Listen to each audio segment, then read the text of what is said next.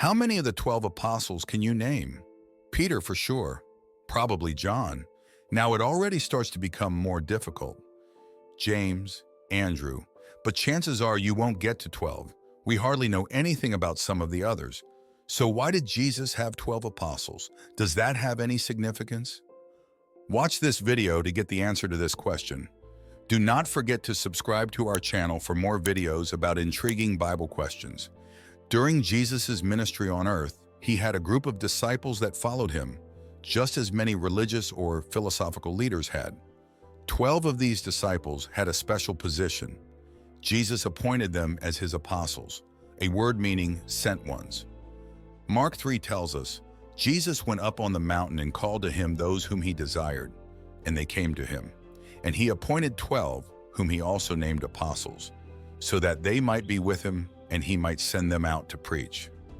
They were like an inner circle of disciples who followed Jesus wherever he went, heard his teachings, saw his miracles, and were eyewitnesses of his death and resurrection. At the end of Jesus' life, one of these disciples betrayed him. This man was called Judas Iscariot. Later on, we read how the other 11 apostles elected a new person to fill Judas's place, so that there were 12 apostles again. So why was it important to have exactly 12 men? In the Bible, certain numbers have a special meaning. The number 7, for example, indicates fullness. The number 40 also occurs often and seems to be especially linked to periods of testing or trial. Moses lived 40 years in Egypt and then 40 years in the desert, before God appointed him as Israel's leader. Later, he was on Mount Sinai for 40 days twice to receive God's laws. The people of Israel had to spend 40 years in the desert. Various prophets used the number 40. Jesus was tested in the desert for 40 days, and so on. In a similar way, the number 12 has a special symbolic meaning. It is closely connected to the people of Israel, who were God's chosen nation. Jacob, who was named Israel by God, had 12 sons by 4 women. They became the heads of Israel's 12 tribes. Now the sons of Jacob were 12. The sons of Leah, Reuben, Jacob's firstborn, Simeon, Levi, Judah, Issachar, and Zebulun. The sons of Rachel, Joseph and Benjamin. The sons of Bilhah, Rachel's servant, Dan and Naphtali. The sons of Zilpah, Leah's servant, Gad and Asher. Joseph has a special place within the family, since both of his sons, Manasseh and Ephraim, are counted as a separate tribe. This brings the total number actually to 13, but nevertheless the people of Israel are still referred to as the 12 tribes. When speaking about their territories, this is actually correct since the tribe of Levi, being priests, didn't have their own territory. Those 12 tribes were symbolically represented everywhere. In the building of altars, in memorials, in the clothes of the high priest, in the 12 loaves of bread set before the Lord, and so on. Politically, the Israelites were also organized and represented according to their tribes. When the people were exiled around the year 600 BC, this tribal structure was largely lost.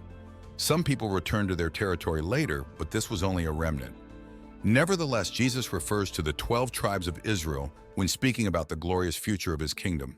Jesus said to them, "Truly, I say to you in the new world, when the Son of Man will sit on his glorious throne, you who have followed me will also sit on 12 thrones, judging the 12 tribes of Israel."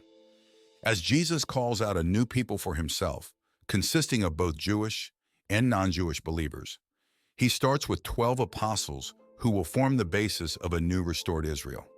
These 12 men should later spread the gospel to all the nations and become church leaders. This connection between Israel's 12 tribes and the 12 apostles is mentioned in Revelation 21, where the apostle John records a vision of the New Jerusalem. Then came one of the 7 angels, saying, "Come, I will show you the bride, the wife of the Lamb."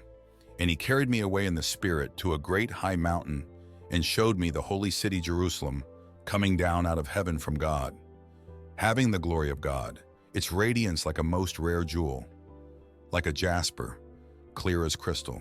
It had a great high wall with 12 gates, and at the gates 12 angels. And on the gates the names of the 12 tribes of the sons of Israel were inscribed. On the east 3 gates, on the north 3 gates, on the south 3 gates, and on the west 3 gates. And the wall of the city had 12 foundations, and on them were the 12 names of the 12 apostles of the Lamb.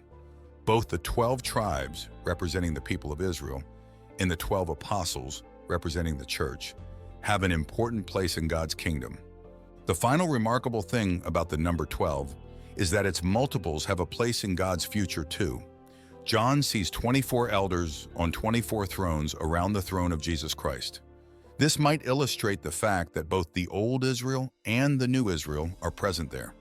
When John in his vision sees a crowd of redeemed people, he notes that their number is 144,000, which is 12 times 12 times 1,000. This symbolizes Jesus' promise from John 10, "And I have other sheep that are not of this fold. I must bring them also, and they will listen to my voice. So there will be one flock, one shepherd." So 12 is the number of the people of God.